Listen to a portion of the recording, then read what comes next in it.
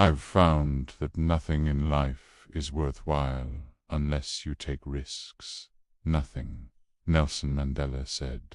There is no passion to be found playing small in, settling for a life that is less than the one you are capable of living.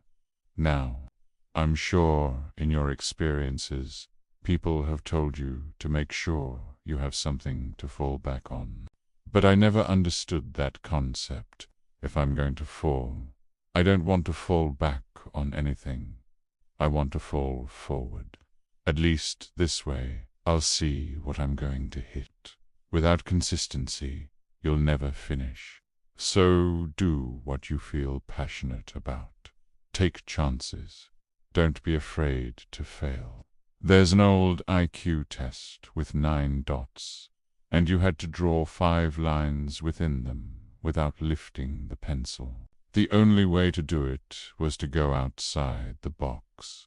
Don't be afraid to think outside the box. Don't be afraid to fail big, to dream big. But remember, dreams without goals are just dreams. Reggie Jackson struck out 2,600 times in his career, the most in baseball history. But you don't hear about the strikeouts. People remember the home runs. Fall forward. Thomas Edison conducted 1,000 failed experiments. Did you know that? I didn't, because the 1,001st was the light bulb. Fall forward. Every failed experiment is one step closer to success. You've got to take risks. You will fail at some point in your life. You will lose. You will embarrass yourself. You will suck at something. There's no doubt about it. And I know that's probably not a traditional message, but I'm telling you, embrace it, because it's inevitable. In the acting business, you fail all the time. Early in my career, I auditioned for a part in a Broadway musical. It was a perfect role for me, I thought, except for the fact that I can't sing. I didn't get the job. But here's the thing, I didn't quit. I didn't fall back. I walked out of there to prepare for the next audition, and the next, and the next. I prayed and I prayed, but I continued to fail and fail and fail. But it didn't matter, because you know what? There's an old saying, you hang around the barbershop long enough, sooner or later you're gonna get a haircut. You will catch a break. And I did. Last year, I did a play called Fences on Broadway. But here's the kicker. It was at the Court Theatre, the same theatre where I failed that first audition 30 years prior. The point is, every single person has the training and the talent to succeed. But do you have the guts to fail? If you don't fail, you're not even trying. I'll say it again. If you don't fail, you're not even trying. To get something you never had, you have to do something you never did. Imagine you're on your deathbed. Standing around you are the ghosts representing your unfulfilled potential. The ghosts of the ideas you never acted on, the talents you didn't use. And they're standing there, angry, disappointed, and upset. They say, we came to you because you could have brought us to life, and now we have to go to the grave together.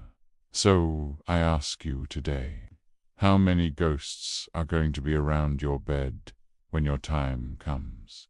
I just got back from South Africa. It's a beautiful country, but there are places with terrible poverty that need help.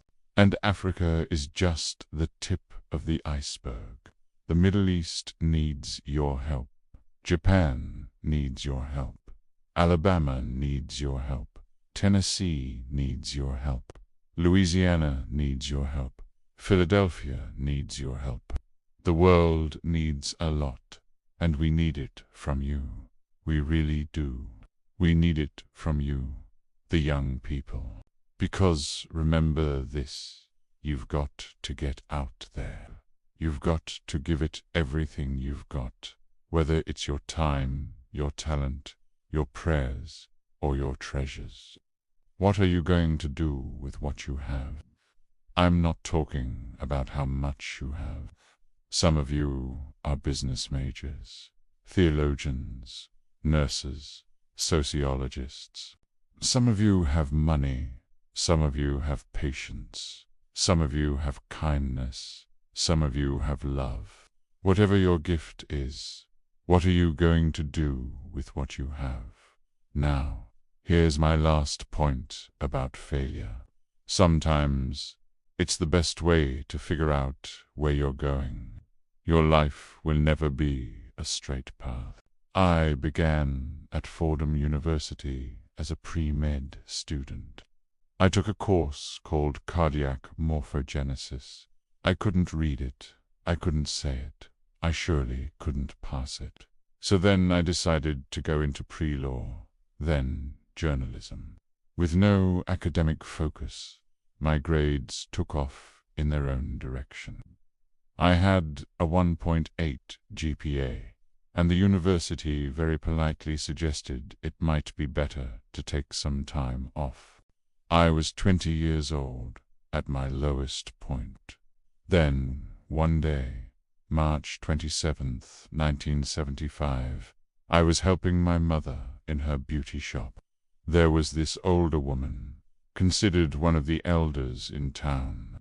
I was looking in the mirror, and every time I did, I could see her behind me, staring at me. She just kept giving me these strange looks. Finally, she took the dryer off her head and said something I'll never forget. She said, "Young boy, I have a prophecy, a spiritual prophecy. You are going to travel the world and speak to millions of people in the years that followed." Just as that woman prophesied, I have traveled the world, and I have spoken to millions of people through my movies. Millions who, up until this day, couldn't see me. I couldn't see them while I was talking to them. They could only see the movie. They couldn't see the real me.